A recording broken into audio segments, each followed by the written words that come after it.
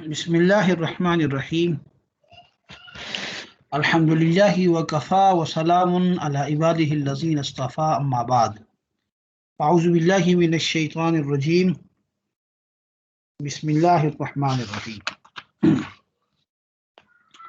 आयत नंबर 46।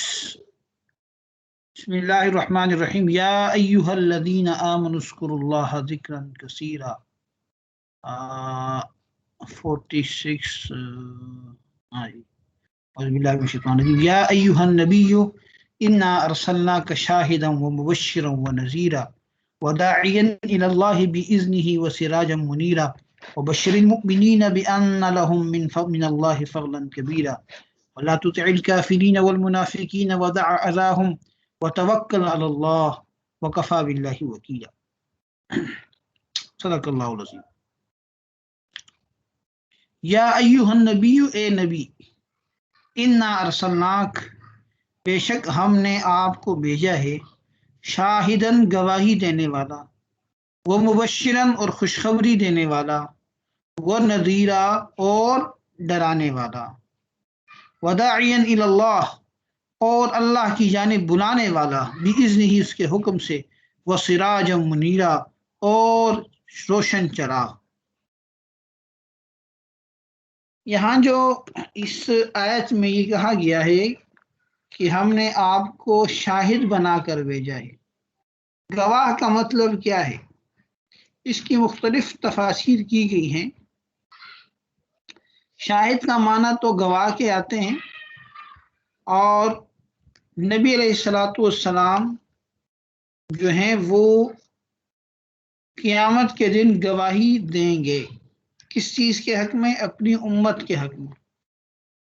बाज़ रिवायात के अंदर सही बुखारी में, उसी तरह तिरमिज़ी वगैरह की रिवायत में हज़रत अबू सईद खुदरी रज़ी अल्लाह तआला अन्हु ने उनसे एक हदीस मंक़ूल है जिसमें ये अल्फाज भी आते हैं कि क़यामत के रोज़ नूह अलैहिस्सलाम से अल्लाह ताला पूछेंगे कि आपने मेरा पैगाम अपनी उम्मत तक पहुंचा दिया था?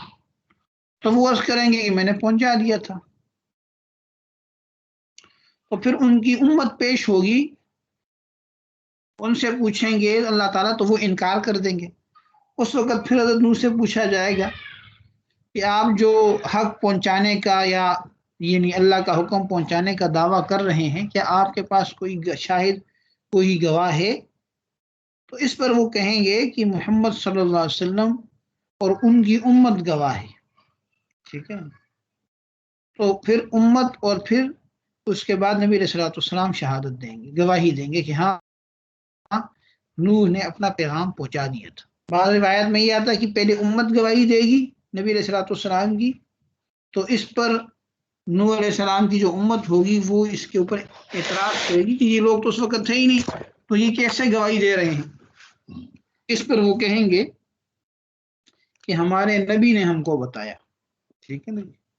फिर नबी अलैहिस्सलातु वस्सलाम उनके ऊपर गवाही देंगे और अपनी उम्मत की तस्दीक को तायीद करेंगे। ठीक है ना जी। तो ये एक इसका मफहूम है गवाही देने का। ठीक है ना। और दूसरी इसकी तफसीर ये हो सकती है कि नबी अलैहिस्सलातु वस्सलाम अपनी उम्मत पर शाहिद हैं। यानी जैसे रिवायात में आता है कि नबी अलैहिस्सलातु वस्सलाम पर अपनी उम्मत के आमाल पेश होते हैं, अच्छे आमाल भी पेश होते हैं, बुरे भी पेश होते हैं। तो आप अलैहिस्सलातु वस्सलाम अपनी उम्मत के हक में गवाही देंगे कि जो आमाल आप अलैहिस्सलातु वस्सलाम पर सुबह शाम पेश होते हैं उसके मामले में गवाही देंगे। बाज़ रिवायत में सुबह शाम, और बाज़ रिवायत में हफ्ते में एक दिन पेश होते हैं। तो बहरहाल नबी अलैहिस्सलातु वस्सलाम हर फर्द को उनके अमाल की वजह से पहचानते हैं, इसलिए क़यामत के दिन आप उम्मत के शाहिद बनेंगे। तो ये तो हुआ माना शाहिदन का। मुबश्शिरन का माना है खुशखबरी देने वाला। आप अपनी उम्मत के नेक लोगों को, फरमाबरदार लोगों को खुशखबरियाँ सुनाने वाले हैं, जन्नत की, इनामात की, अल्लाह के फजल की। और नज़ीर का माना डराने वाला, यानी डराने वाले भी हैं कि उम्मत को अजाब से, नाफरमानों को अल्लाह ताला की पकड़ से डराने वाले हैं। दाई इल्लल्लाह का माना क्या है कि आप उम्मत को अल्लाह ताला की तरफ बुलाते हैं, अल्लाह ताला की वजूद, अल्लाह ताला की तौहीद, उसकी इताअत, जितने भी अल्लाह ताला के अहकामात हैं उनकी तरफ लेके जाते हैं। यहाँ पे ये कहा ना बिइज़्न ही, अल्लाह के हुक्म के साथ। मकसद ये है कि यहाँ पे ये इशारा किया कि ये जो दावत और तबलीग है ये अल्लाह ही का हुक्म है, अल्लाह ही के हुक्म से अल्लाह नबी सल्लल्लाहु ऐसा फरमा रहे हैं। आगे एक लफ्ज आता है सिराज। सिराज का माना चराग के हैं और मुनीर का माना रोशन। नबी अलैहिस्सलाम की सिफत यहाँ पे बयान फरमाई गई कि आप रोशन करने वाले चराग हैं। और बाद मुफस्सिरीन ने कहा कि नहीं, सिराज मुनीर से मुराद कुरान करीम है। ठीक है ना जी, यानी सिराज मुनीर से मुराद कुरान है, लेकिन बहरहाल ज़्यादा मुनासिब यही है कि आप अलैहिस्सलाम की सिफत है। आप सिराजी मुनीर हैं, रोशन चराग हैं। रोशन चराग कैसे हैं कि आपने अपने यानी अपनी बातनी रोशनी से, ईमान की रोशनी से, अपने दीन की रोशनी से पूरे जहान को मुनव्वर कर दिया। जहान में जुल्मत के हर सू अंधेरे, इन हर तरफ अंधेरे फैले हुए थे, आप अलैहिस्सलाम ने अपने दीन हक की दावत के साथ उस सारी जहालत को नूर से बदल दिया उसको। ठीक है ना जी, तो ये माना हुआ सिराजी मुनीर का। चलिए आगे फरमाया कि वबश्शिरिल मुमिनीन, और आप खुशखबरी दे दीजिए उन मोमिनों को कि भी अन्न लहुम, ये कि उनके लिए है मिनल्लाह, अल्लाह की जानिब से फजलन कबीरा, बड़ा फजल। अल्लाह उनको बड़ा फजल करने वाले हैं, उनको बड़ी खुशारतें और खुशखबरियाँ और इनामात करने वाले हैं। वल्ला तुतिल काफिरीन वल मुनाफिकीन, और आप इताअत न कीजिए काफिरों और मुनाफिकों की, वदा अज़ाहुम, और आप उनकी तकलीफ़ों को छोड़ दीजिए, उनका ख्याल न करें। वतवक्कल अल्लाह, अल्लाह पर भरोसा करें। वकफ़ा बिल्लाहि वकीला, और काफ़ी अल्लाह कारसाज, अल्लाह ताला ही काम बनाने वाले हैं। या अय्युहल्लज़ीना आमनू,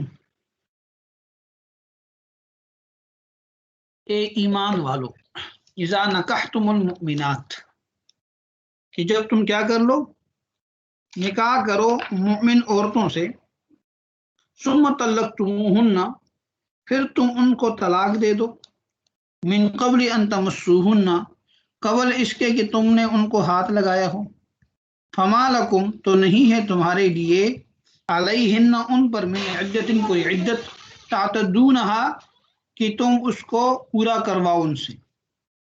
फमत्तिऊहुन्ना, भाई बंद करो दरवाजा, क्या मसला है, कहाँ लेके जा रहे हो,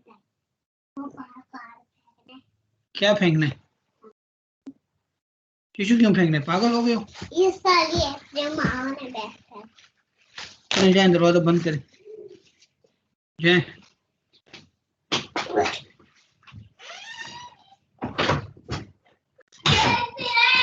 सॉरी, अच्छा जी,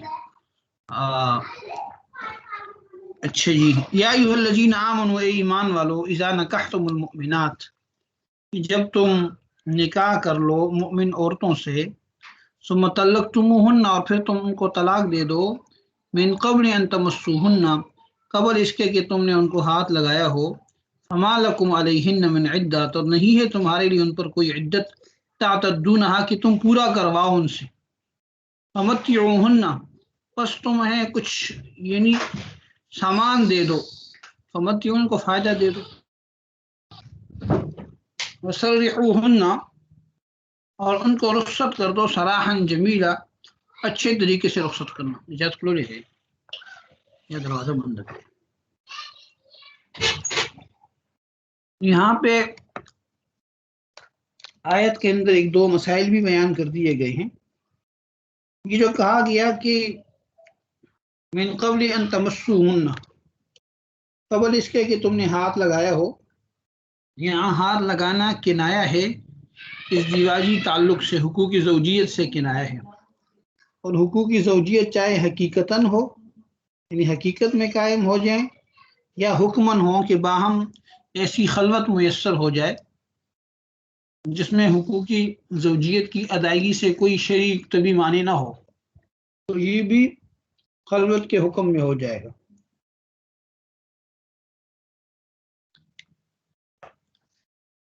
ये जो मियाँ बीवी का मिलाप है, इससे बहुत सारे अहकामात बदल जाते हैं।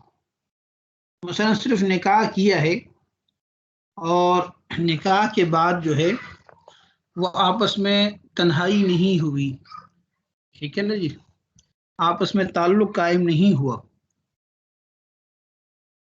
तो ऐसी सूरत में अगर मर्द तलाक दे दे तो औरत पर कोई इद्दत वाजिब नहीं होगी। इसी को इस आयत में बयान कर दिया कि फमा लकुम अलैहिन्न मिन इद्दतिन तातद्दूनहा।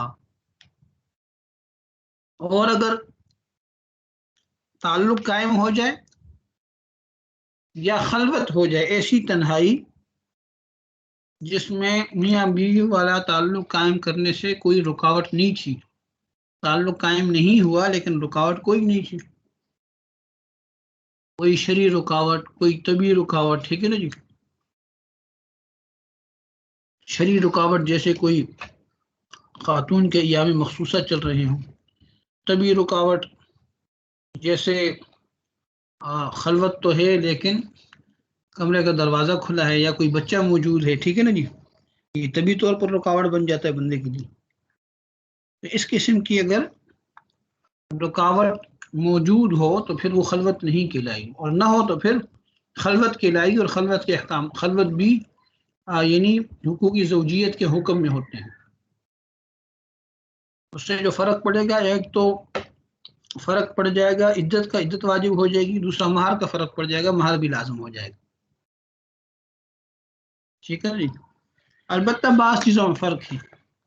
मसलन अगर मियाँ बीवी वाला ताल्लुक हकीकी माने में कायम हुआ हो, उसके बाद अगर शोहर तलाक दे तो उसमें रुजू हो सकता है। रुजू का मतलब ये होता है कि जब शोहर अपनी बीवी को तलाक दे दे तो फिर और तलाक भी रजी हो, तलाक रजी यानी मखसूस लफ्ज़ है जो सिर्फ तलाक के माना में इस्तेमाल हो।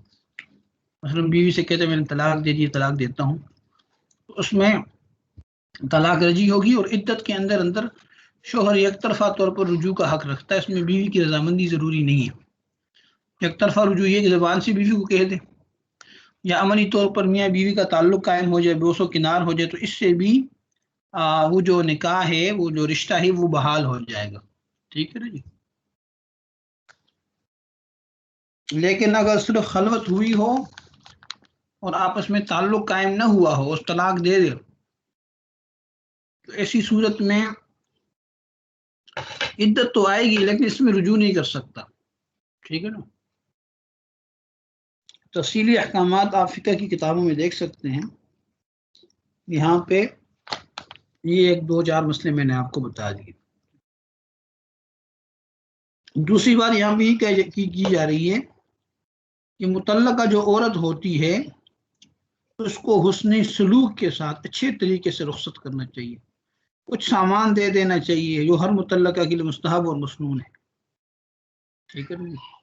यानी अगर बात सूरतों में तो ये लाजम है, बात सूरतों में कुछ दे के भेजना मुस्तहब है। वाजिब तो सूरत में होगी कि जब कोई महर वगैरह मुकर्रर न किया हो और तलाक हो जाए, तो ऐसी सूरत में यानी तलाक कबल दुखूल हो जाए, दुखूल का लफ्ज़ ये इस्तिलाही लफ्ज़ है, यानी ताल्लुक से पहले, तो उसमें मुत्ता देना ज़रूरी है। मुत्ता का मतलब ये होता है कि कुछ कपड़े वगैरह, कोई कपड़ों का जोड़ा, कोई चादर वगैरह, ये चीज़ें दे दी हैं, ठीक है ना जी। तो वहाँ तो ये वाजिब है, ज़रूरी है। लेकिन जहाँ पे महर मुकर्रर हो और या खलवत हो गई हो चुकी हो तो फिर ज़ाहिर इसमें महर लाजम होगा, तो ऐसी सूरत में कुछ ना कुछ देना ये मुस्तहब है। हमारे यहाँ तो कुछ देते नहीं, बल्कि जो कुछ दिया होते वो भी वापस ले लेते हैं, ये बड़ी गलत बात है, ठीक है। अच्छे तरीके से शरीयत इसकी तालीम देती है। ये जो तलाक के वक़्त मुत्ता दिया जाता है, तो इससे मुत्ते से मुराद क्या है? लिबास है। तो ये लिबास इसमें जैसे यानी पूरा जो जोड़ा है, जैसे इसमें पजामा कुर्ता आ गया, चादर आ गई, बड़ी चादर आ गई सर से पाँव तक छुपाने, और जो भी खातून का फिर पूरा लिबास होता है, ठीक है ना जी।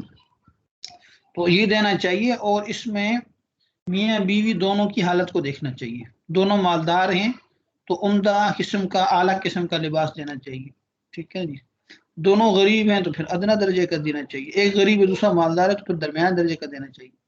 ये नहीं कि मालदार है और वो बिल्कुल घटिया किस्म की चीज देता है, ये जायज नहीं होगा, ये गुनाह है, ठीक है ना जी। अच्छा जी।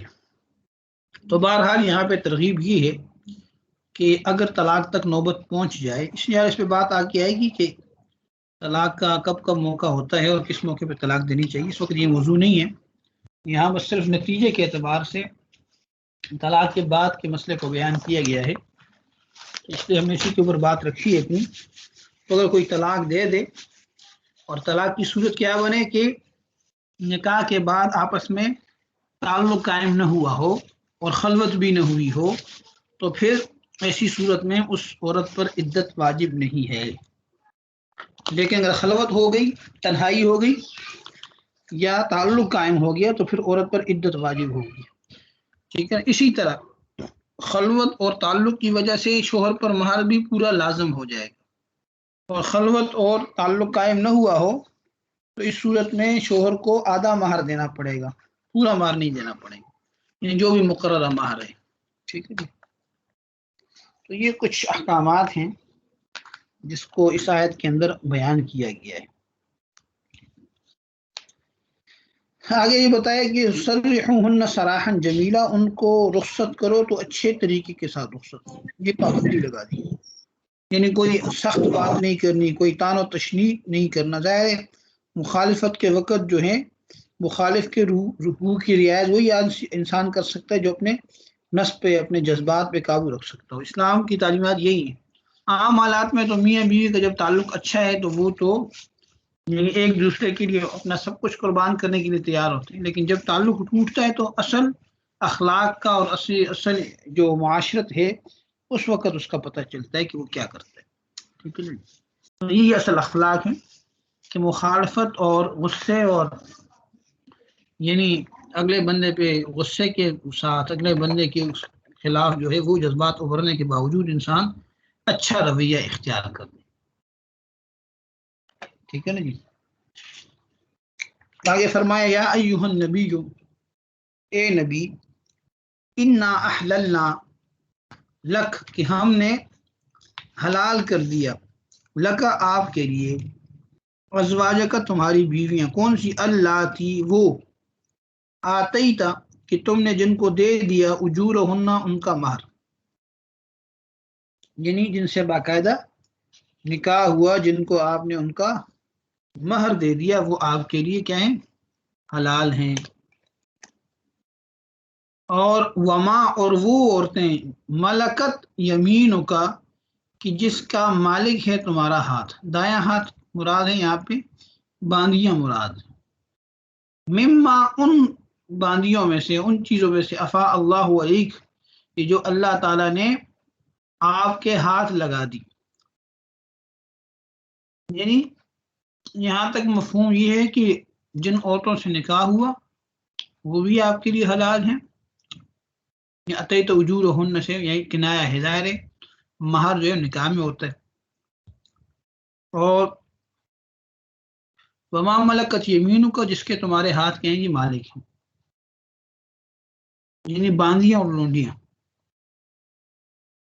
इसी तरह वो बनाते अम्मातिक, तुम्हारी फूफियों की बेटियां, वो बनाते खालिक, तुम्हारी मामू की बेटियां, वह बनाते खालातिक, और तुम्हारी खालाओं की बेटियां, अल्लाती वो, कि जिन्होंने क्या किया, हाजरना, कि उन्होंने हिजरत की मांग आपके साथ, वम्रअतन मुमिनतन, इसी तरह वो औरत भी, इन वहबत, अगर वो बख्श दे, हिबा कर दे, नफ्सा अपने आप को, लिन नबी, नबी अलैहिस्सलाम के लिए, जिन्हें अगर अपना आप नबी अलैहिस्सलाम को हिबा कर दे कि भाई मैं अपने आप को आपकी तरह हिबा करती हूँ, ठीक है ना जी।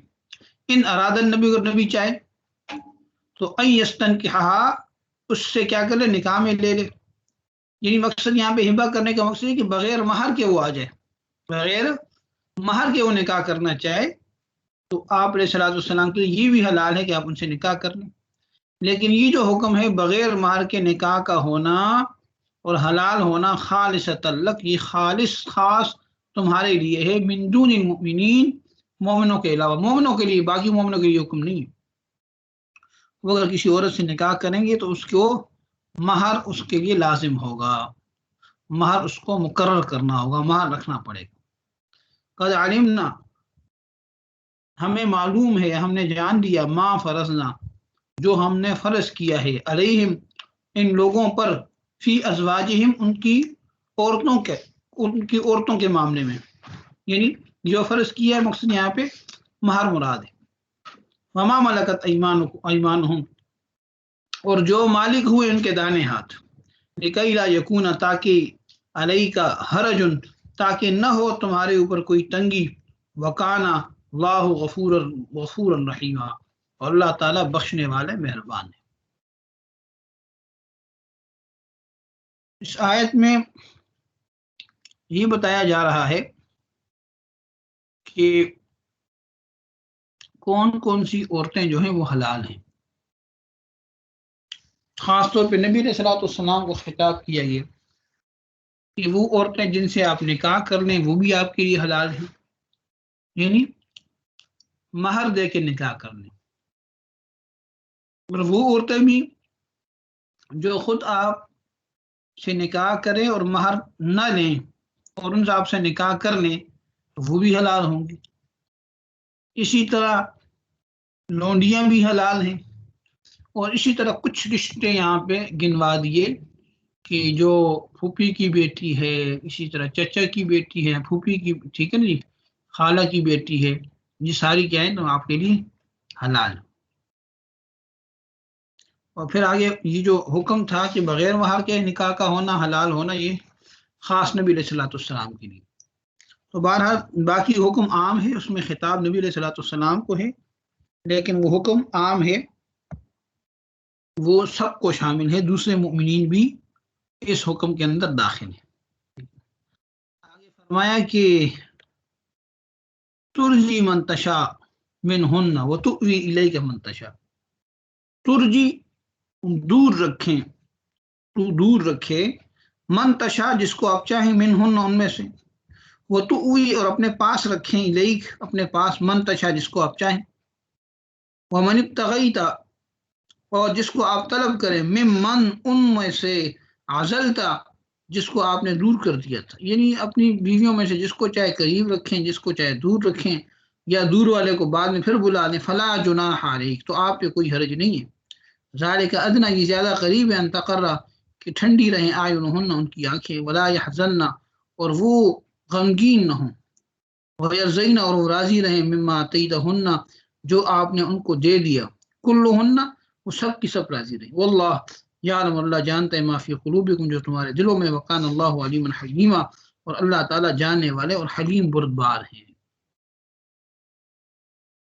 ये जो आयत हैं, इसमें पहली जो आयत है इससे ऊपर वाली, उसमें यहाँ पे ये कहा गया कि या अय्युहन नबी इन्ना अहललना लका अज़वाजक अल्लाह की अतैता उजूरहुन्ना, यानी हमने हलाल कर दिया आपके लिए, यानी उन सब बीवियों को जिनसे आपने निकाह कर लिया है और जिनको आपने महर दे दिया है। ये हुक्म तो आम है, इसमें कोई वजह खुसूसियत नहीं है। जाहिर है कि जो भी इंसान किसी खातून से निकाह कर लेता है तो उसके लिए हलाल होती है। तो यहाँ पे नबी अलैहिस्सलाम के वास्ते से तमाम मुसलमानों के लिए हुक्म है, ठीक है। अलबत्ता इसमें वजह खुसूसियत ये हो सकती है कि आयत के नुज़ूल के वक़्त आपके निकाह में 4 से ज़्यादा जो अज़वाज मुतहरात थी वो मौजूद थी, ठीक है ना जी। इसमें ये खुसूसियत हो सकती है कि आपके लिए 4 से ज़्यादा बीवियां भी वक़्त निकाह में जमा करना हलाल है, आम मुसलमानों के लिए नहीं है, ठीक है ना जी। तो इस आयत में इस एतबार से खुसूसियत हो सकती है कि आपने यहाँ पे अल्लाह ताला ने फरमाया कि आपके लिए बीवियां हलाल हैं, तादाद कोई नहीं रखी। ठीक है जी। और ये जो आगे आ रहा है कि अल्लाह अल्लाह की अतई तो उजूर हुन्ना, कि जिनको आपने उनकी यानी महर दे दिया, तो ये कोई ऐसी कैद नहीं जो शर्त के दर्जे में हो। ठीक है ना, बल्कि यहाँ वाक़े का इजहार है कि आमतौर पर जब निकाह होते हैं तो उसमें महर भी होता है, तो असल बयान निकाह ही का है। ठीक है ना। तो बहरहाल नबी अलैहिस्सलाम ने जितनी भी अज़वाज मुतहरात से निकाह किया था, आपने सबको उनका महर अदा कर दिया था। किसी का महर जो था वो आपने यानी बात के लिए नहीं छोड़ा, फौरी तौर पे आपने सबकी अदायगी कर दी थी। ठीक है ना, फौरी तौर पर महर दे के आप सब दोष हो गए थे उससे। दूसरा यहाँ पे जो बात की गई, वमा मलकत यमीनुका मिम्मा अफा अल्लाहु अलैक, यानी आपके लिए उन औरतों को भी हलाल कर दिया है जो आपकी मिल्कियत में, यानी जो आपकी बांदियां हैं। ठीक है जी। इस आयत में लफ्ज अफा आ रहा है, अफा युफियु जो है, इसकी फे से मुश्तक है। इसका माना ये है कि जो लोंडियां मारे गनीमत में कुफार से मिल जाएं या बतौर मुसालहत के हासिल हो जाए। लोंडियों का मतलब ये होता है कि जब मुसलमान किताल करते हैं और दुश्मन की खवातीन को पकड़ लेते हैं, तो वो लोंडियां बन जाती हैं। ठीक है ना जी। तो ये भी हमारी गनीमत में दाखिल हैं, और उन खवातीन को अगर लोंडियां बना दिया जाए तो फिर जिसकी मिल्कियत में हो जाएगी तो वो उसके लिए हलाल होगी। अलबत्ता अगर उस खातून का इससे बच्चा पैदा हो जाता है तो फिर वो यानी उम्मे बलदा बन जाएगी, फिर वो एक तरह से आज़ाद हो जाती है। फिर वो लोंडी नहीं रहती, बल्कि उसके अहकामात के अंदर काफ़ी तब्दीली आ जाती है। ठीक है ना, उसको एक किस्म के आज़ाद औरतों वाले हुकूक हासिल हो जाते हैं। ठीक है जी। यहाँ जो ये आयत में ये कहा जा रहा है कि आपके लिए लोंडियाँ हलाल हैं, तो जाहिर है इसमें भी कोई खुसूसियत वाली बात तो नज़र नहीं आ रही, क्योंकि ये जिस तरह आप अलैहिस्सलाम के लिए हलाल है, इसी तरह बाकी उम्मत के लिए भी हलाल है।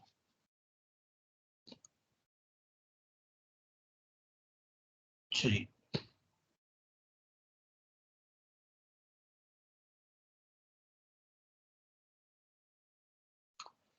तो यहाँ पे खुसूसियत ये हो सकती है, जो खास हुक्म है, ज़ाहिर नबी सल्लल्लाहु अलैहि वसल्लम को खिताब किया जा रहा है। एक तो ये कि हमारी गनीमत मिल जाने के बाद जब लोंडियाँ तकसीम हो जाएं, तो तकसीम के बाद मिल्कियत आती है, तो जो जिसको मिल जाए उसके लिए हलाल है। लेकिन नबी सल्लल्लाहु अलैहि वसल्लम की खुसूसियत ये है कि हमारी गनीमत के तकसीम होने से पहले अगर आप किसी का इंतखाब फरमा लें तो वो खास आपकी मिल्कियत हो जाएगी, आपके लिए हलाल हो। इस माने में यहाँ पे जो है ये खुसूसियत है।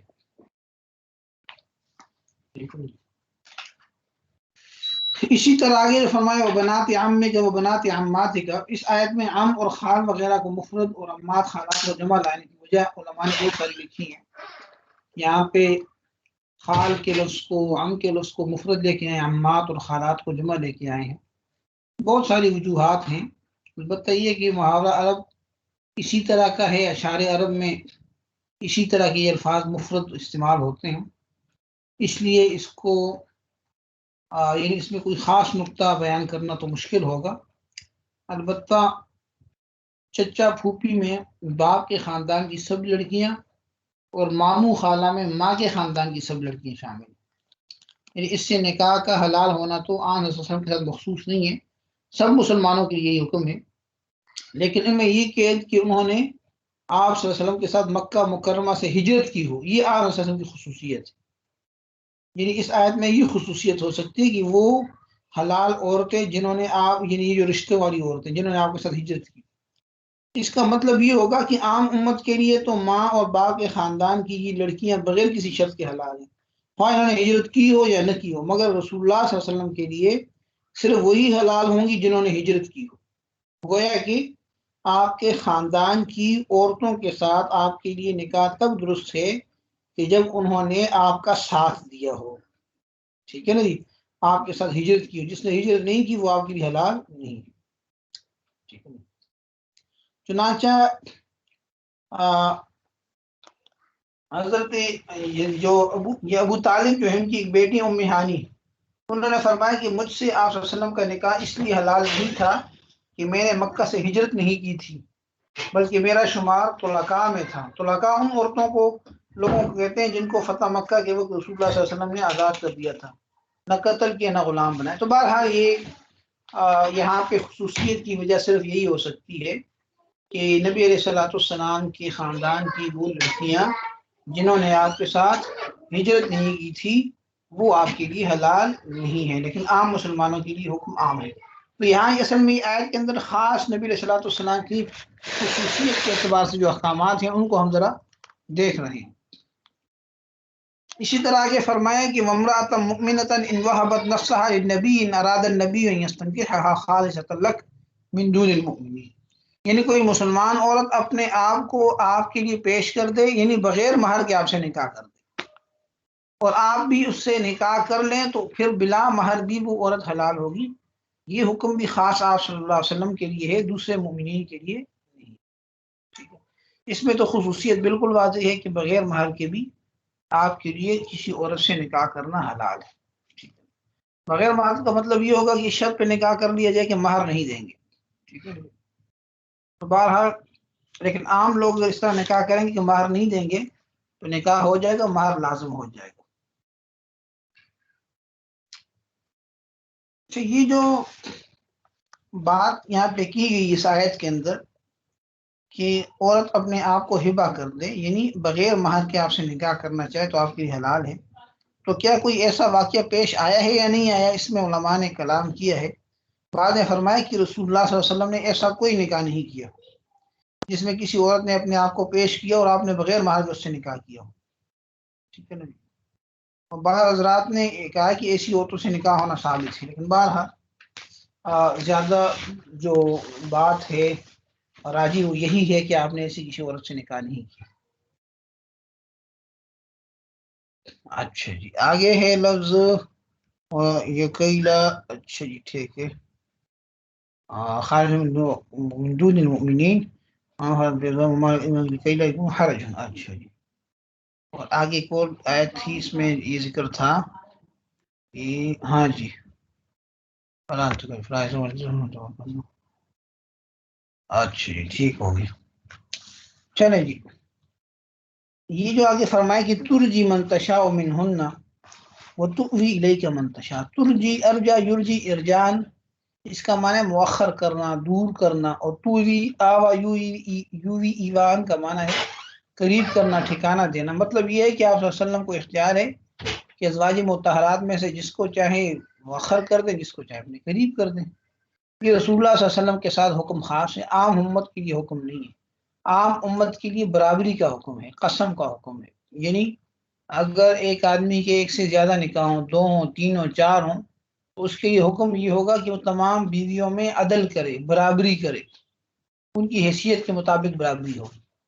ठीक है ना जी, यानी नान और नफके के अंदर बराबरी, शबबाशी के अंदर बराबरी, ठीक है ना, वक़्त देने में बराबरी, इन सब चीज़ों में बराबरी करनी है। लेकिन नबी सल्लल्लाहु अलैहि वसल्लम को ये खुसूसियत हासिल है, अल्लाह ताला ने आपको इख्तियार दे दिया कि जिसको चाहे करीब करें, जिसको चाहे दूर कर दें। तो आप पर ये लाजिम नहीं है, लेकिन नबी सल्लल्लाहु अलैहि वसल्लम ने इसका इंतज़ाम किया।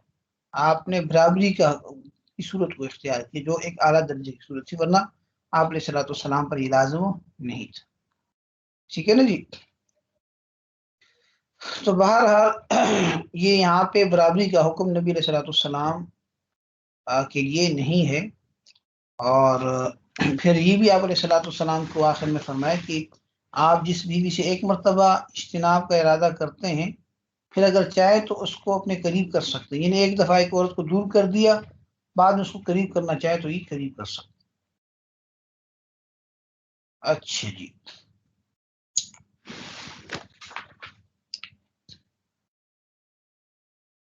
बाकी जो उमूर हैं वो बिल्कुल इसमें वाज़े हैं। ठीक है जी, आगे फरमाया ला यहुल्लु। अच्छा जी, ला यहुल्लु लकन निसाउ मिन बाद, हलाल नहीं है आपके लिए औरतें मिन बाद, इसके बाद, वला और ना, अन तबद्दला ये कि बदल लें, बिहिन इनसे, मिन अज़वाजिन औरतें, वलो अगर आजब का आपको अच्छा लगे, हुस्नुहुन्ना उनका हुस्न, इल्ला मा मलकत यमीनुक मगर जिसके तुम्हारे हाथ मालिक हैं, व कान अल्लाहु अला कुल्लि शैइन रक़ीबा और अल्लाह ताला हर चीज के ऊपर क्या है, निगरान है। यहाँ पे ये हुक्म दिया गया कि आप सल्लल्लाहु अलैहि वसल्लम के लिए दूसरी औरतों से अब निकाह हलाल नहीं है, ठीक है ना जी। और ये भी हलाल नहीं कि जो आपकी निकाह के अंदर बीवियां मौजूद हैं आप इनमें से किसी को तलाक दे और किसी और को रखें। इस आयत में जो मिन बादो का लफ्ज आया है, यानी मिन बादो अब के बाद, कब के बाद, इसकी दो तफसीरें। एक तो ये कि मिन बादो से मुराद ये है कि उन 9 औरतों के बाद जो उस वक्त आपके निकाह में हैं, इसके बाद अब आपके लिए निकाह हलाल नहीं, और किसी और से आपका निकाह हलाल नहीं। बाद सहाबा और मुफस्सिरीन से ये तफसीर मनकूल है। चुनांचे हज़रत अनस रज़ी अल्लाह ताला अन्हु से रिवायत है कि उन्होंने फरमाया कि अल्लाह ताला ने अज़वाज मुत्तहरात को इख्तियार दिया था, जैसे कि इसकी सूरत की पिछली आयत में ये बात गुजर चुकी है कि जब उन्होंने दुनियावी चीज़ों का तकाजा किया तो आप अलैहिस्सलाम ने उनको बुलाया, उनको बताया कि अगर तुम्हें दुनियावी चीज़ें चाहिए तो हम दे देते हैं, हमको छोड़ देते हैं। लेकिन बहरहाल अज़वाज मुत्तहरात ने इन चीज़ों को इख्तियार नहीं किया, तो उस मौके पे ये आयत नाजिल हुई कि अब आपके लिए यही बीवियां हैं, तो आप किसी और से निकाह नहीं कर सकते, ठीक है ना। तो गोया कि अज़वाज मुत्तहरात जी, कॉल आ रही है। अच्छा चलें ठीक है, फिर आ रही है आपने इतना, चलें मेरे ख्याल में आज के लिए इतना काफ़ी, फिर इसको देख लेंगे, ठीक है, शायद को दोबारा पढ़ लेंगे। आज़ा वल मराम वल्लाहु आलम बिहक़ीक़तिल कलाम।